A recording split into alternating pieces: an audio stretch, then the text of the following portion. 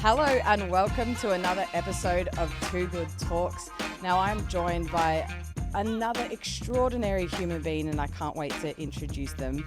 Darcy Vescio is on the podcast today. How are you feeling? Welcome to the studio. I'm feeling good after that jazzy beat. You like the jazzy beat? Yeah, and you talking as it gently fades out. Yeah. Wow, there's some good production happening here. Yeah. Shout out to Hoyser and the wildcard team, that's for sure. Nailing it. Darce, it's off season at the moment. Mm-hmm. How have you been filling your time? Ooh, it's always hard when people ask because I don't have a job. It's actually a really hard question. Outside of footy, which is like I'm very fortunate. But I'm like, I don't know where the time goes, but it goes. But at the moment, been doing a few little craft projects. Yes, you have. And I'd love to dive in very soon. Yeah. Doing a little bit of training back at the club as well. But apart from that, just sort of enjoying the stillness of life at the moment.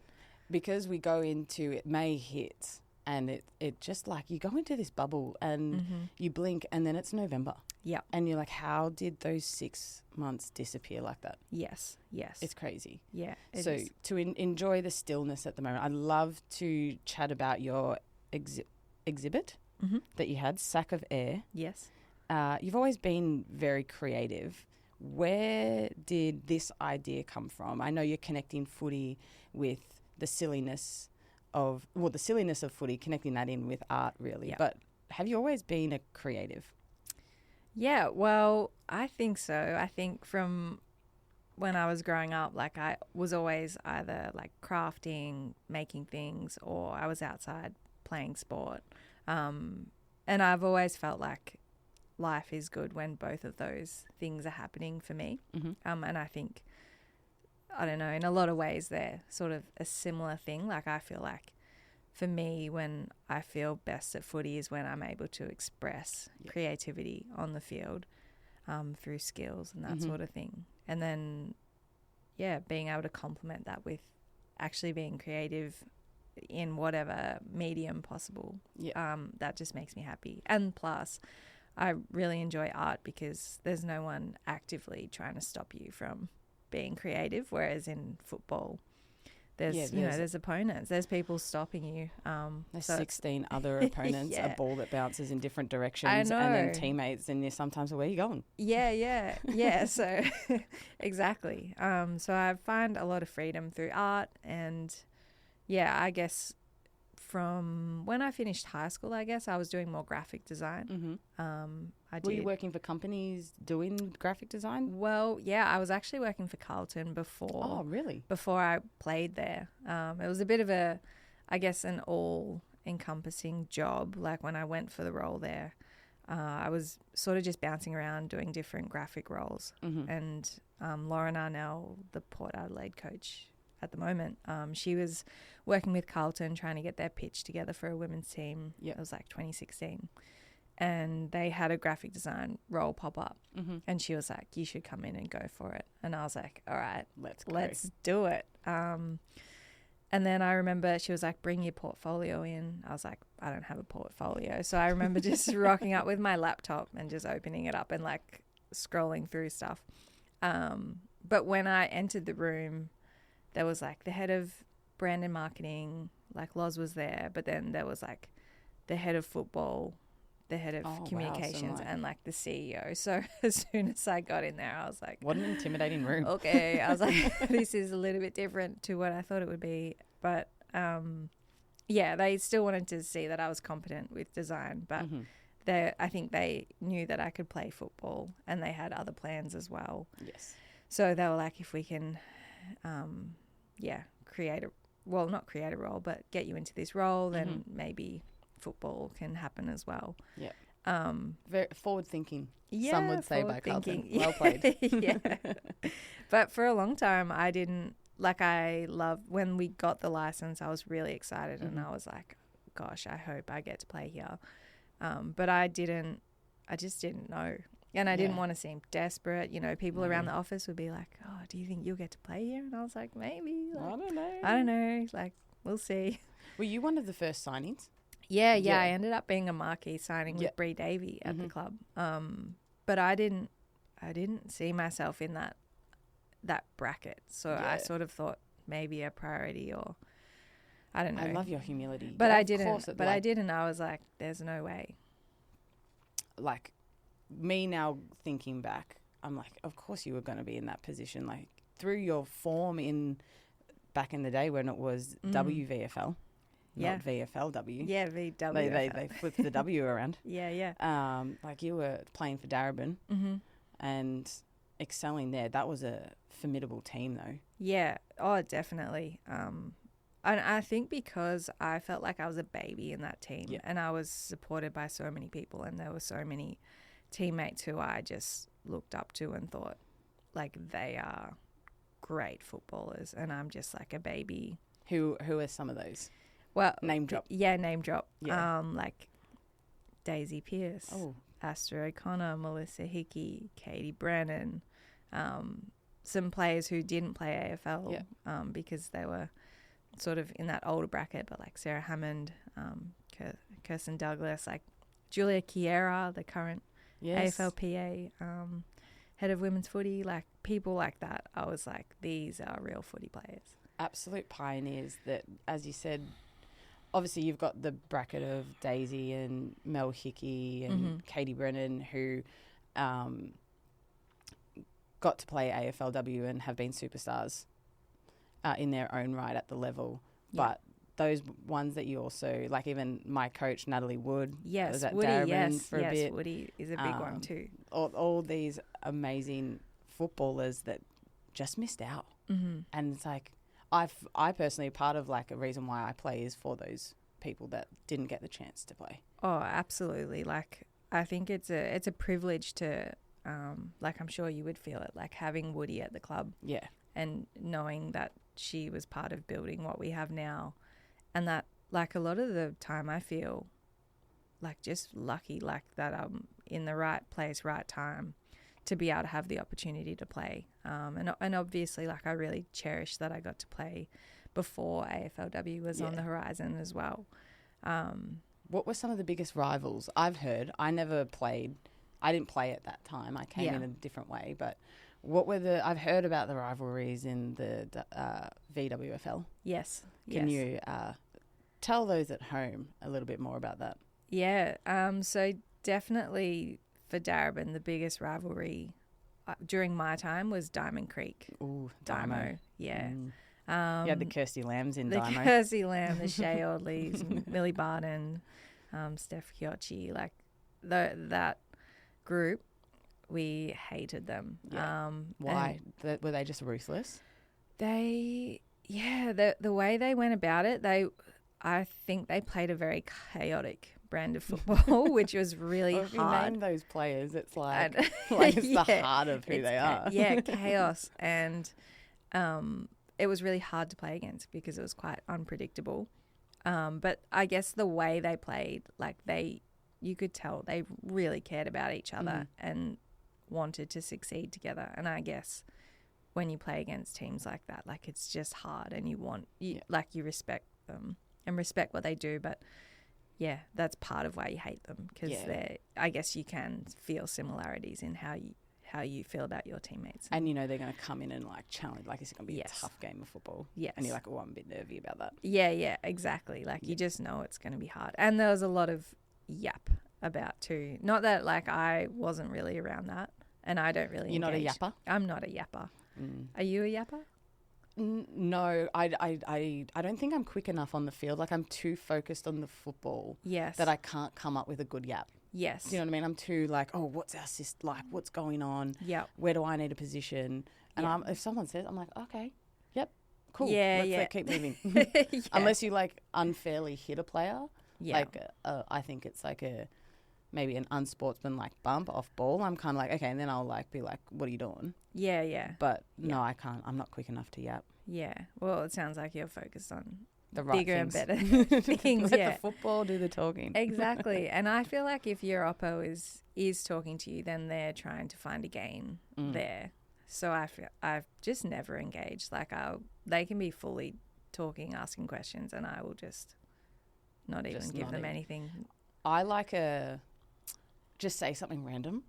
like Okay, at the start yeah. of the game. Yeah, I yeah. remember like Meg Mac came, and we often play against each other when Geelong and Essendon play. Even at Yeah. Bulldogs, I'd always play against Meg. And Yeah. I don't know, I saw that we had the same colour mouth guard, and I was just like, maybe I can throw her off if I just say something super random. I was like, oh my God, no, we got the same mouth guard. And then just like straight, like deadpan face, then like kind of walked off. And I was like, I wonder if I just say weird stuff to like see if it works. Just see if anything sticks. If they go, oh, Bonnie's actually like, cruisy and nice, but then like game face comes on and I'm like, no. Yeah. Do you go for a handshake? Yeah, I think so. Yep. It's And good I have a lot of people that go for it straight away anyway. Maybe as captain, people feel like there's an air about you, like some honour. Because I feel like it's sort of, you can tell what sort of game you're going to have, like almost from the start, like whether some people will come in for the shake, whereas other people will come in for the front on bump. Yeah. And you're like, okay. Oh, I'm not sure about that. I'm like, oh, we're really going to that already? Like, come on. Yeah. Or like the ball's being thrown up. Yeah. And then it's like the off ball, like in the back, like the elbow in the back. And you're like, oh, okay, so it's got to be one of these days. It's going to be like that all day. Yeah. Yeah. We love the game. We love the game. We kind of skipped ahead to talking about like those early AFLW days and the back end of your VFLW, but how did you get into football? Did you do Auskick? Mm-hmm. You're a Wangaratta person from out there. Yep. How did you get into footy? What was your journey before you got to AFLW, or even when you played for Darabin? Yeah. Well, I grew up with two brothers, so I'm in the middle. I've got Zeb, 2 years older, Lewis, 2 years younger. Which one's into jazz? Zeb. Yeah, we still need to do that. We do need to. We go need to go. Some. We were in New York at the same time. It happened to be, which was and we went to a jazz bar, which was like it was so good. The coolest thing. And I think afterwards we were like, oh, we have to do this in Melbourne, but we have to do that. We do have to do this. Deal. Okay. If it's said on the pod, it has to happen. Yeah, it's on record. But Zeb played footy, and as soon as he started playing football, like I wanted to do it as well, just because I was so competitive and idolized Zeb as well. So when I turned 5, I started playing Auskick at Wirralli, which is a small country town, like 20 minutes outside of Wang. Played there up until maybe 11 or 12, and then was playing under 14s with them. And like the whole time I was one of, I think maybe early on there were a couple of other girls playing Auskick, and then it didn't quite stick for them. But then for my junior footy days, like I was the only girl in the league, which tearing it up, I'd imagine. Well, I had a pretty good junior career. Like I think. Tell us some of the highlights. Tell us some of the junior highlights. Well, so I was playing with Wirralli during grade 6, year 7, and then we like merged with another team, Myrtleford, down the road. And I ended up, I ended up, it was weird. It was a merger, but then we still split into 2 teams, which was strange. I was like, maybe they had too many people. We didn't have enough or something, whatever. Something happened. But I ended something up, political happened behind the scenes. Yeah, something was going on. But I ended up with Myrtleford, and we had been getting smashed when I played with Wirralli. Like, I was a forward. I don't think I would see the ball really, and we just get smashed every. And that's not a great feeling as a forward. You're like, you start running up the ground and you get out of position and you just still can't touch it. I know. Sometimes we have those games still, and it's like watching a sad movie. It's like I'm like, what? Oh. The kid in the goal square just sitting down, being like, the ball's not coming down here. It's not coming. But I was with Myrtleford, and they were really good. And we ended up winning the premiership for that season when I was in year 8, and that's when I had to stop playing after that season as well. But I do remember I really wanted to prove myself going from Wirralli to Myrtleford, because I'd grown up with the Wirralli boys and felt like really respected by them, and the community knew who I was and everything like that, like, and really loved it. But then moving across like into a team of people I didn't really know, and they were like, not really one of us, like a bit different. So I was like, I really need to play well. And I remember the first game I kicked 7. Oof. So I was like, let's go. I was like, hey, talk about respect. yeah, I feel like I put some kicked you respect guys on my 7 name. goals. So that was a good way to start the season. And I think I finished maybe runner-up goal kicker for the league that year. Ooh. So that was a good year, and winning the premiership was really special. Yeah, absolutely. So you merged, but then they were just separate. Did you ever have to play again when you had made the move? Yes. Did you ever play against the old side? Yeah, We did. That would have been a bit weird at a young age. Yeah, it was weird. I don't remember a whole heap, but I feel like I probably felt bad because we were really strong and they weren't as strong. But I was just enjoying. Like, I was like, I'm done with getting smashed every week. I want to start to enjoy winning. this. Yeah, enjoy I want that to winning lift up feeling. the cup. Yeah, exactly.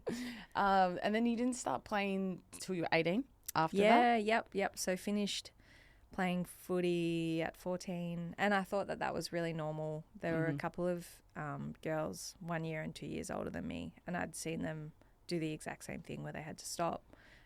My parents had made it really clear that I wasn't able to keep going at the end of that season, so I felt like I was at peace with it. So I just played basketball, netball, did boundary umpiring. Yeah. Respect to the umpires. Yeah, mad respect. Yeah. Boundary as well. Yeah. You're cutting I was trying, some boundary lines to yeah, get to each ball. I was trying to cut angles, I tell you what. I was trying to minimize the running. But no, I love that. And then, when I moved to Melbourne to study design, I ended up falling back into football, which was, it was amazing finding Darebin. Yeah. How did you find Darebin? Well, I was playing netball in like high school, and one of my teammates, her dad had played netball growing up, and then he had to stop because he couldn't play with the girls. So then when I had to stop... What a flip of narrative that I is. know. I actually think that's wonderful. I know. And then when I had to stop playing football, John I think he just was like, he knew that there was football in Melbourne because I think his cousin played for Darebin. Yeah. So he was really keen on me getting into it. And I didn't think I would. I didn't have an understanding of the level that was in Melbourne. And I think from what I'd seen, it was like terrible clips from the footy show of women's footy. Like I remember this clip of this girl being like thrown by her plat. Like it was just like the worst. You know, usually, the footy shows like highlighting women, like they love to uplift women. So it was, Especially the old school fooody shows. Yeah, exactly. Like Sam Newman, he had his segment like women I love and like respect. So that's what I'd seen and that's what I thought. So I was like, I don't want to be part of that. And then, so John gave the contacts to Mum and Dad. They called them up, called the club up and sort of put in a pitch for me and then took me to training. I think it must have been during the school holidays when Mum was in Melbourne because I didn't have my license. I was a bus rider. Public transporter. Yeah, loved it.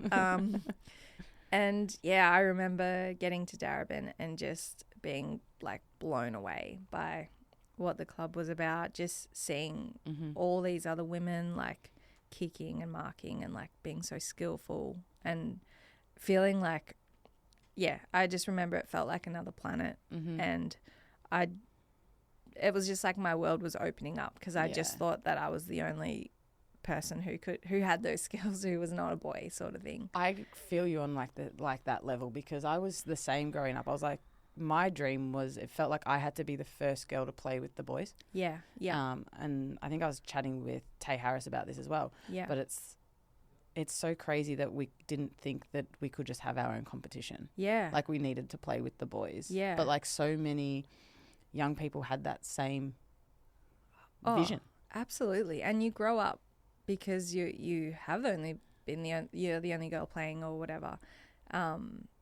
I don't know. I feel like that was a weight that I always carried. Like I was always like, I have to prove that we can do this, like, and that I can do it just as well as them, and it doesn't matter that I don't look like them, or, like I think back of like when I used to kick the footy with my brother in the back, or my brother's in the front yard. Mm-hmm. And if, like, we lived on like a 100k road, and if there was like, if I could hear a car coming, I would like time it so I was either like doing the best kick of my life, or I would like do a dramatic like diving chest mark or something, or like really like make it look as the incredible. incredible. Yeah, just fabulous. so like on the odd chance that like the person would like look as they were driving past or something, Like, they'd be like, the girl can play. Also, you know.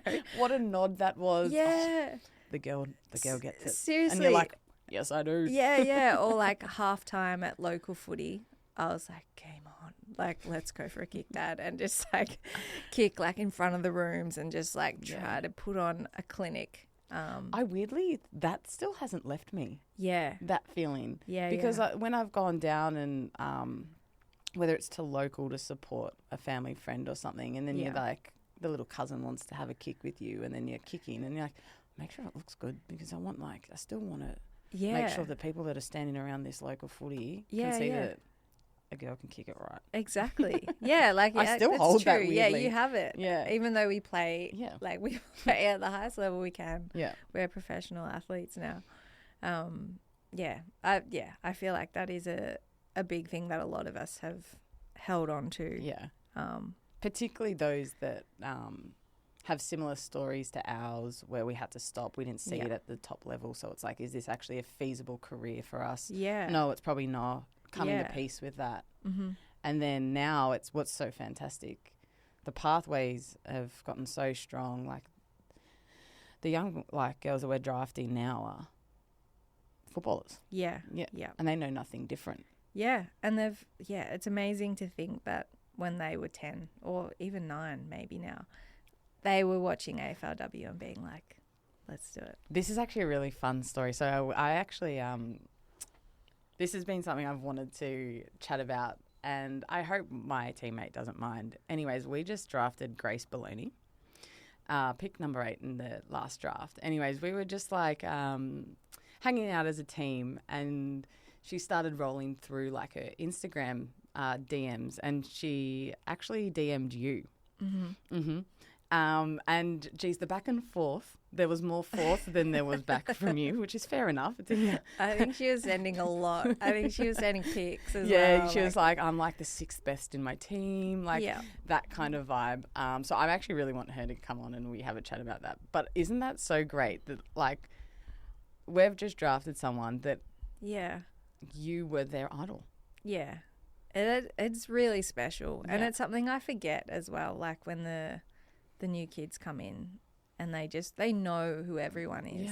And that's so different to what it felt like for us becoming AFLW players. Like I feel like for a long time I didn't feel like I deserved to be there. Like I just didn't feel like I felt like it kind of just happened by accident. Yeah. And like it was like... Or like it was just opportunistic. It's like, I was here at the right time. Yeah. And like, we did touch on that earlier, like, because I do feel like a big part of it is like feeling lucky that I was in this era, like, and that came together. But like the amount of time spent doing football things and like so many times the game said no, like you're not. This is not for you. Yeah. And like, even when I wasn't playing, like I was still kicking and like just still wanted a football in my hands, and like, and that's like all those little moments has led into this now. But 100%. It's so, it's so cruel how you feel like, I don't know if this is where I'm meant to be. Like, but then in the same breath, it so feels like the right thing to do. Because since AFLW dust, like you have done a lot for this game and the growth of this game, not just from when we were discussing and fighting for the CBA, like you've done huge amount of work in that space for us through the PA, but also your brand, your individual brand and your marketing has lifted, I think, AFLW, and without yourself as a key figure in the game, I don't think the game would be where it is right now. And that's a credit to all the times that you were showing those highway drivers that you could dive and mark a ball, kick a snap goal, and all of that. So that's a credit to yourself as well, for sure. Nah, thanks, Bob. I'd love to talk a little bit now into like your AFLW career. I do want to circle back. We did kind of go over it real quick, so I'm putting this on record that I want to circle back to your exhibit. I want to talk about your art, because you also mentioned that finding balance in your football life and outside of football is very important. It seems like art is a vehicle for you to do that. Yeah. But within your AFLW career, I'm just going to list some achievements, because I just like doing this bit. It's so fun because I love seeing the squirm, I suppose, because I would be exactly the same. All right, All Australian 2017 and 2021, so 2-time All Australian. Carlton best and fairest, huge. League leading goal kicker in 2 separate years. We've had a mark of the year number. We know you love a leap. Yeah, I love a leap. And then also 3 times Carlton leading goal kicker. You debuted in the first ever AFLW game and snagged 4 goals. So you had a bit to show in that game, being like, we're here, we're ready to go, getting that respect all the way from even back down in Wang. You're like, no, we're getting some respect tonight. What are some of your biggest memories and highlights of your career thus far? Well, I guess it's hard to go past the first game. Yeah. Like I feel like so fortunate that we got to experience what that felt like. And I think the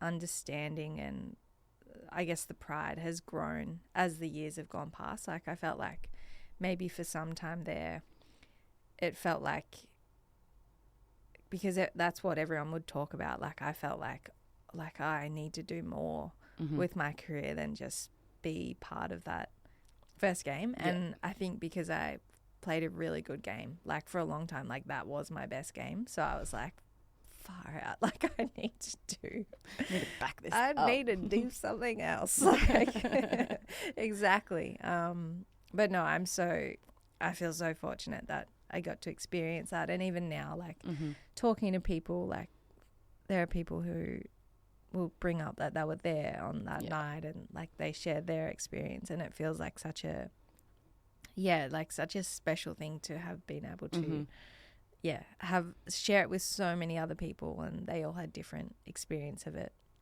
And different perspectives of like whether you're at home watching it, whether you're in the stands, whether you're on the field. Yeah, whether you were locked in a out. function room. Yeah, exactly. Locked out. Yeah, correct. Which is so special. And then from there, I feel like probably the 2020 season was really special. Or like 2019, we made the grand final due to the conference system. Yes, we love. Shout out to the conference system. Yeah, we were minor premiers in Conference B, which I think was like 5th best overall. Well, because Conference A was the strong conference. The strong conference, and then Conference it's B like was classic like West and East over in the NBA. Yeah. But that was still an amazing experience getting to play in the grand that crowd final. was incredible. Yeah. Like I have teammates who are ex-Carlton players, and they still talk about how it was running out on Adelaide Oval with 53,000 people. Yeah. Maybe screaming for the opposition, but yeah, they were all pretty much all of them except for our family and friends section. But yeah, the crowd was wild, and the flames. Like I got a big fright when we were running out for the banner and the flames went up. I was not expecting and they're a bit flames. Hot. They're really hot. Yeah, yep, absolutely. I was like, oh my gosh, I feel like my arm hairs were singed off. But I had a similar experience at Doggies. They had confetti cannons or something. Yes. And we were about to run out. I think it was actually against Carlton, maybe. Probably like a pride with that game pride or something. game. Yep. And there's a photo of me, and I'm like this. Running through the banner, because they should just give us a heads up, being like, hey, we've got flames. We've got some loud noises. We've got some loud noises. Yeah. It's not just footy right now. Yeah. And I literally am caught, like, because I got frightened. Exactly. It's not ideal preparation, but... No, fight or flight, and then just stayed in flight the whole day. Yeah. But it happens. Those are some... I'd love to talk, like, what have been some of the challenges throughout your footy? Like some of the bigger ones? I suppose, like thinking about footy, like before AFLW, I felt like I was so lucky to come into such a really dominant team, and be able to have a really clear role and be able to play that. This at Darebin? At Darebin, like really successful team.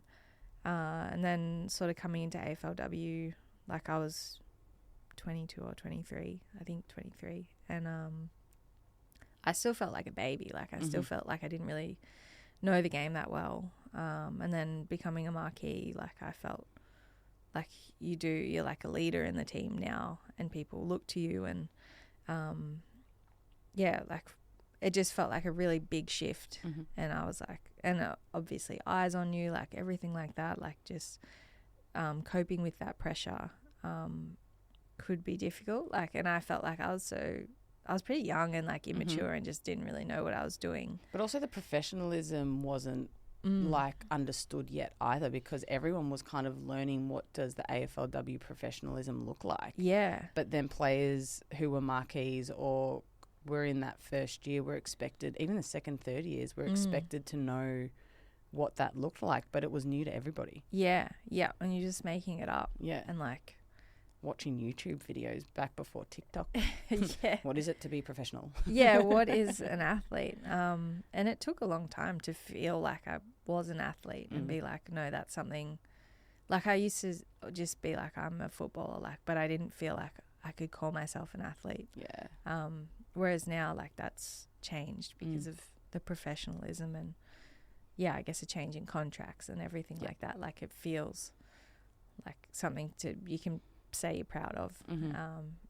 But I think the biggest challenge would mostly be around performance and feeling like you're able to, I guess, feel like you still belong there. And, like, I don't know, I think for me it's important to feel like my best game's still ahead of me. Like, and that's harder and harder as someone in their 30s.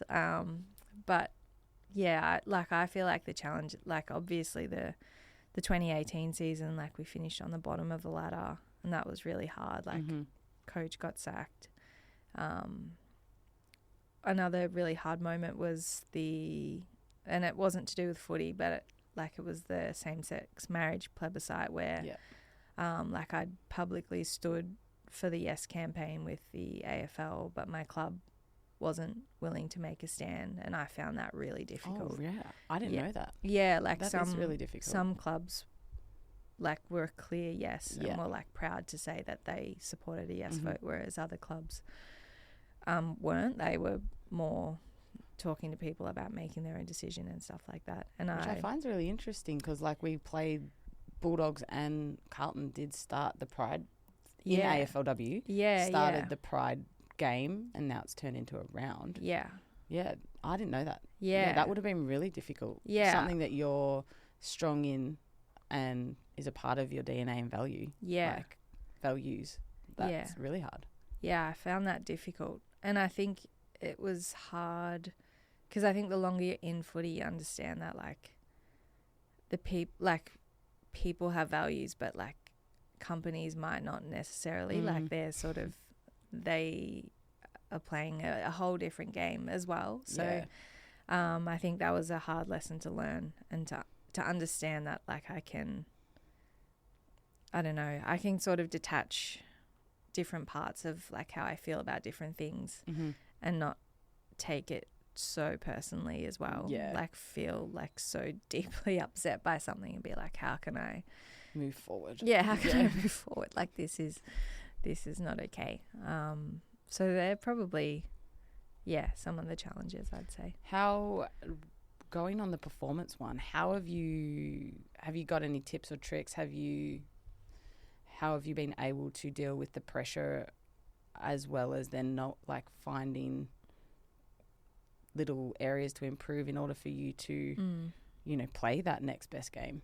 I think I've had to try to detach like your self-worth from your performances and that sort of thing, which is really difficult. It's so much easier said than done. Yeah. And it, like, you can say it, like, if you play a bad game, you're not a bad person, but that doesn't mean you're not going to feel really bad. Yeah, it's not like I'm just going to drive home crying still. Yeah. And I think too, because like early on, like, I was kicking a lot of goals and that sort of thing. Like, I felt like if I wasn't kicking goals, then like, what was I doing? Like, sort of things. That's a real hard mindset for forwards, because that's something like I've also like battled with, the games where you don't kick goals. You're like, well, I'm a forward, that's what I'm supposed to do. Yeah. I think if you have great leaders and great coaching, it helps you identify key areas of a forward's role, whether small or tall, where you are impacting. Yes. For sure. And it doesn't have to be indirect scoreboard involvement. Exactly, yeah. And I think that's a great way to, I guess, shift that focus around, like, what are the acts you're doing that potentially lead to scoring. But, like, the score is what happens at the very end. Like, it's like a result, less about the process. So I think that's been a really big thing. And, like, last season I sort of brought in my own, like, criteria that I could mark my game against. And, like, so I felt like I was in control of, like, I guess, judging my game, and something that was completely removed from, scoring and that sort of thing. And then also, like you'd feel it as a captain, like, the impact you can have on other people, like, that is immeasurable. But something that just, like, pulls you outside of yourself, because once you start placing that magnifying glass over your own performance and, like, yourself, like, it can become too consuming. Oh, absolutely. And it's like the biggest thing you need to realize or notice is when you are becoming, like, insular and you're like, oh, I'm getting down on myself, I'm starting to be a little bit more negative, I'm focusing on me.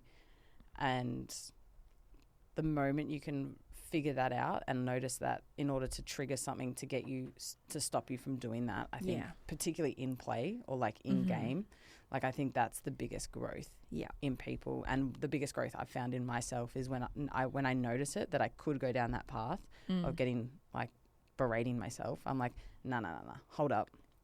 Like, let's connect in with teammates. Let's focus on where my feet are right now. It's so interesting. I like the more going through, like, my career, how interested I've become in the mental side of being an athlete, being in a team, and the dynamics and the levers that you can pull to help your performance, to help someone else's performance.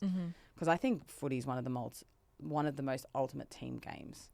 Like, I look at basketball, like, in the NBA, I feel like you can have a superstar that can really drag you along. But, like, obviously don't want to fully discredit the teamwork in basketball, but you can have, like, I feel like in footy you can have a superstar, but that doesn't mean you're going to win games. There's too many variables. And so many people, like, and too much unpredictability and things like that. It's fascinating. I love diving into all of that kind of stuff. And that was part 1 of the Too Good Talks episode with Darcy Vescio. Stay tuned for part 2.